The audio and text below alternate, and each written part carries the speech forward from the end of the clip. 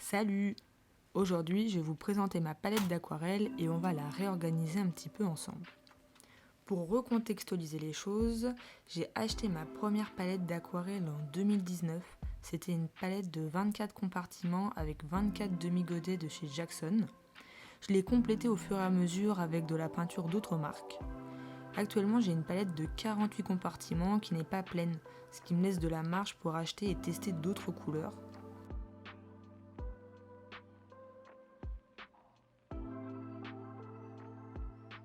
À l'intérieur, j'ai principalement de la peinture de chez Jackson, Sennelier qui est ma marque préférée, Winsor & Newton et Schmink que j'aime aussi beaucoup parce qu'ils ont vraiment une variété de couleurs énorme. Genre vraiment c'est incroyable.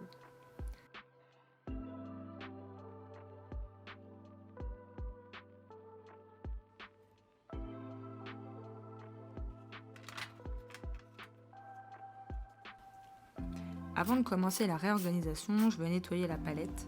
Je le fais régulièrement après chaque utilisation, mais là je vais vraiment faire un nettoyage plus en profondeur pour bien enlever tous les résidus de peinture et pour que la palette soit nickel.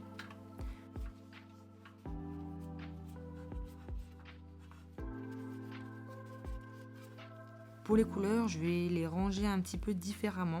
Je vais enlever les couleurs que je n'utilise pas, celles que j'ai en double, pour laisser de la place aux nouvelles couleurs que j'ai achetées.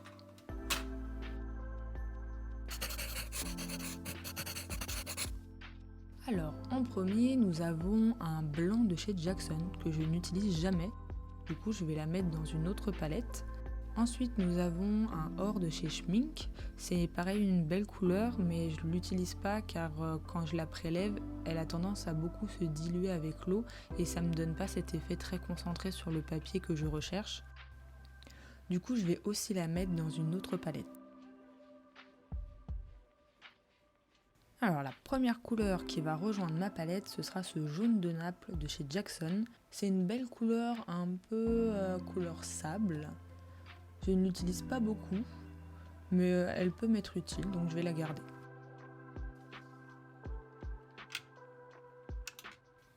Ensuite, nous avons ce jaune citron de chez Jackson. Ça par contre, c'est une couleur que j'aime bien. Je l'utilise beaucoup en ce moment.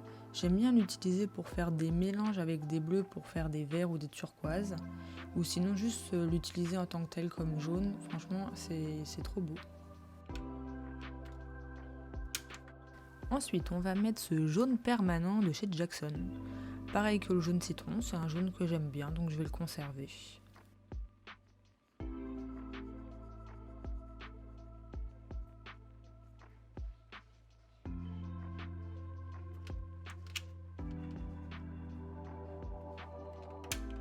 Alors là, nous avons un jaune cadmium foncé de chez Sennelier cette fois.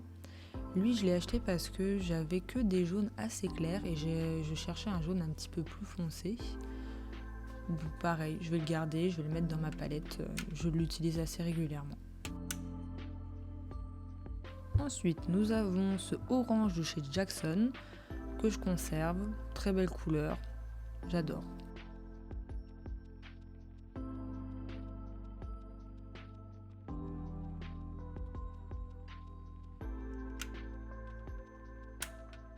Alors là, nous avons un orange de Chine de chez Sennelier.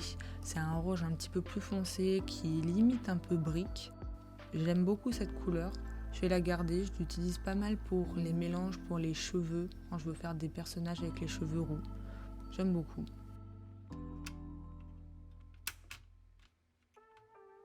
Ensuite, nous avons ce vermillon de chez Jackson. Pareil, une jolie couleur que je vais conserver.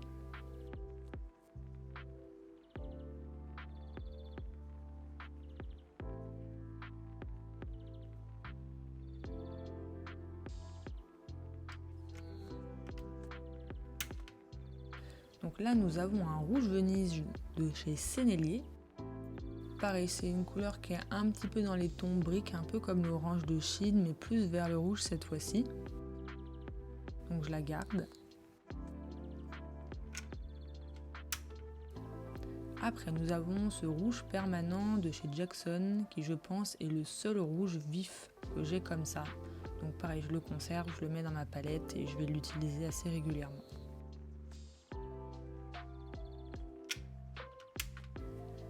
Là, nous avons un lac Garance foncé de chez Sennelier. Je l'adore, je la fous partout, vraiment elle est géniale. C'est une couleur assez foncée qui peut ternir un petit peu quand elle sèche, mais moi je l'utilise dans des mélanges pour les tons de peau. Donc je la conserve, je la mets dans la palette. Ensuite, nous avons la lac d'alizarine cramoisie, toujours de chez Sennelier. Je l'utilise aussi pour les tons de peau ou alors en tant que tel pour la couleur, ou en faisant des mélanges avec des bleus aussi, ça peut donner des violets intéressants. Je la conserve, elle va dans la palette. Là, nous avons un rouge carmin de chez Jackson. C'est une couleur que j'utilisais beaucoup au tout début quand j'ai commencé l'aquarelle. Maintenant, je l'utilise un peu moins parce que j'ai d'autres couleurs qui l'ont un peu remplacée, mais elle fait toujours bien le boulot quand j'ai besoin d'elle, donc je vais la garder et je sens que je vais la réutiliser prochainement. Ensuite, nous avons un rose permanent, toujours de chez Jackson. Très beau rose, je conserve, j'aime beaucoup.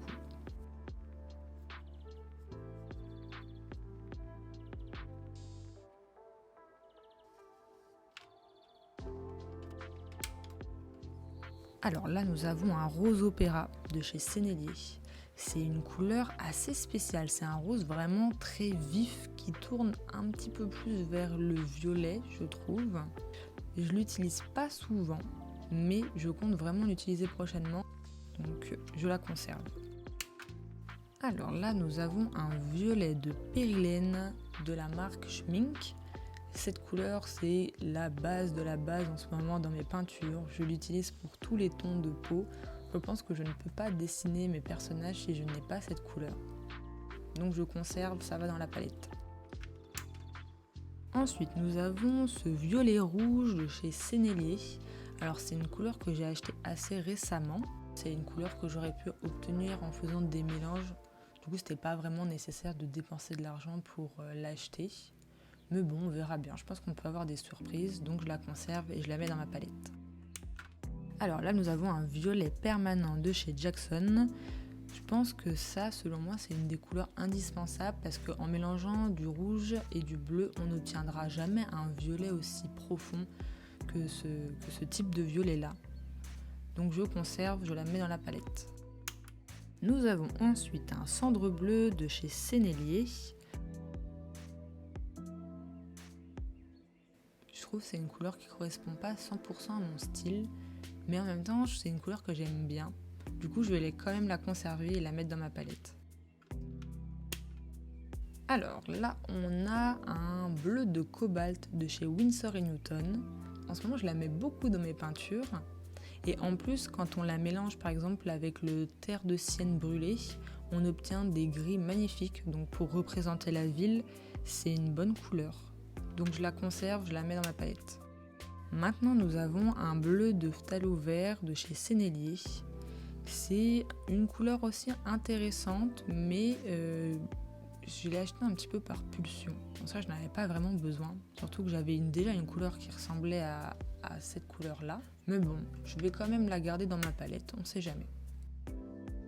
Ensuite, nous avons un cyan de chez Jackson. Alors là, par contre, cette couleur elle ressemble beaucoup trop à la couleur précédente. Donc je vais la mettre dans une autre palette. Ensuite, nous avons un bleu outre-mer de chez Jackson. Donc ça, pareil, je pense que c'est une des couleurs qui est indispensable dans une palette. Donc je vais le garder et je vais l'utiliser plus tard dans d'autres dessins.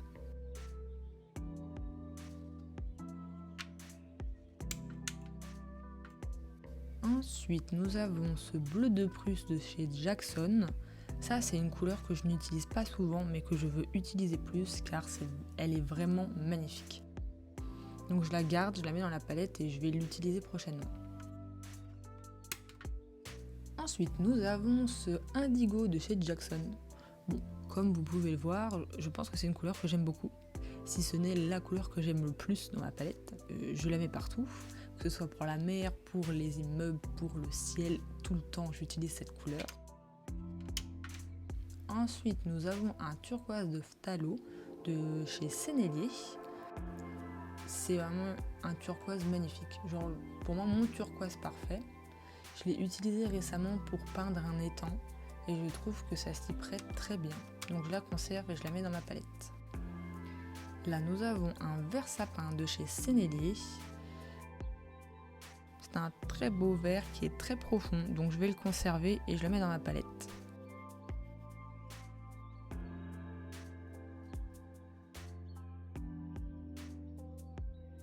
Ensuite, nous avons un vert malachite de chez Jackson.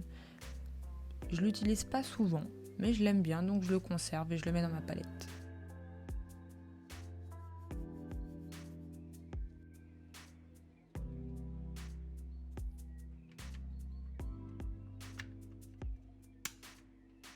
Là, nous avons un vert brillant, toujours de chez Jackson. Comme la couleur précédente, je l'utilise pas énormément, mais c'est une couleur que j'apprécie, donc je vais la garder.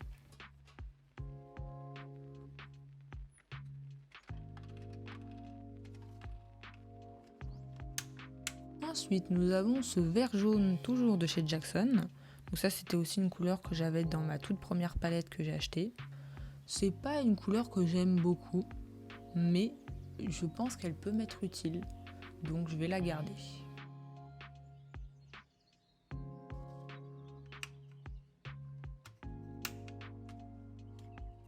Ensuite, nous avons ce vert de vessie de chez Sennelier. Ça, c'est une couleur que j'adore. Pour moi aussi, c'est un indispensable. Donc pareil, je le conserve, je le mets dans ma palette.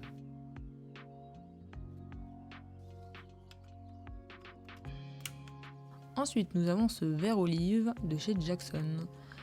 C'est une belle couleur. Pareil, elle est dans la liste des couleurs que je dois utiliser prochainement. Je vais le garder et je vais l'utiliser plus tard.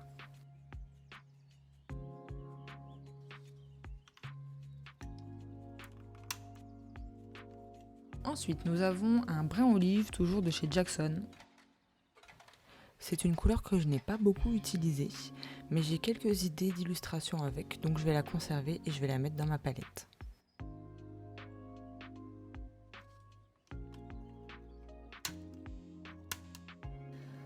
Ensuite, nous avons un brin de Van Dyck, toujours de chez Jackson. Alors ça, c'est mon marron préféré, mon indispensable. Il est magnifique, donc je le conserve, je le mets dans ma palette.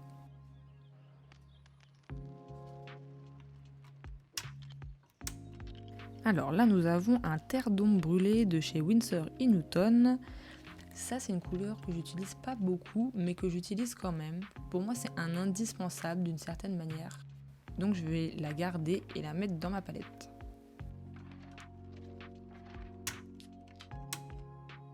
Ensuite, nous avons ce ocre jaune de chez Jackson. Ça, pareil, c'est une couleur, pour moi, c'est un indispensable. Je l'utilise beaucoup pour les tons de peau et aussi pour tout ce qui est sable. Du coup, je vais la conserver, je la mets dans ma palette.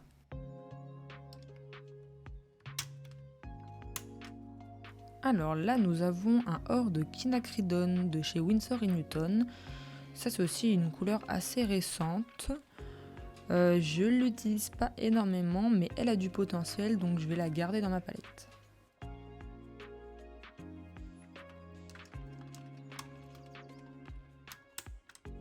Ensuite, nous avons ce ocre d'or de chez Sennelier. C'est une belle couleur, j'aime bien l'utiliser des fois, donc je vais la conserver et la mettre dans ma palette.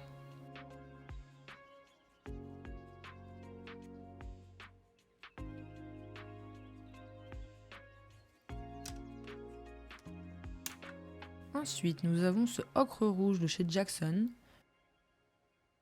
Ça, c'est une couleur que j'aime beaucoup. Je la range dans les couleurs que je vais utiliser prochainement, donc je la conserve et je la mets dans ma palette.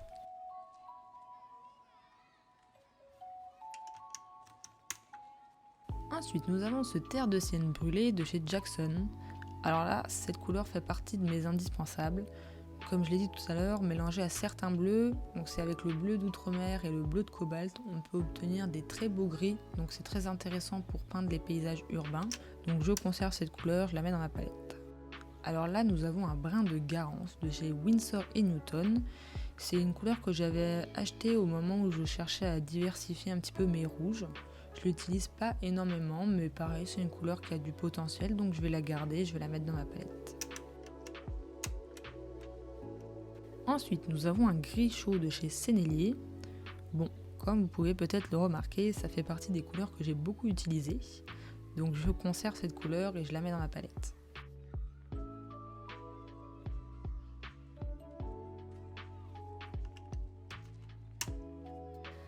Ensuite, nous avons ce gris de Pain de chez Sennelier.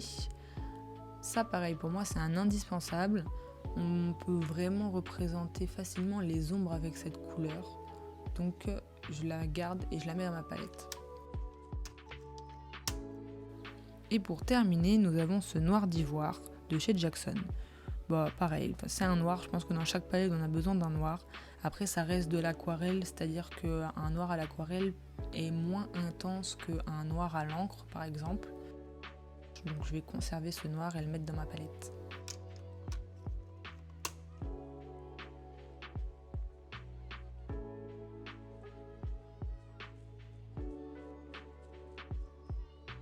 J'ai aussi réalisé un nouveau nuancier avec les couleurs dans l'ordre et avec les noms pour pas me perdre quand je cherche une couleur. Voilà, j'espère que cette vidéo vous a plu et que vous en avez appris un petit peu plus sur ma palette d'aquarelle. Et je vous dis à bientôt dans une nouvelle vidéo.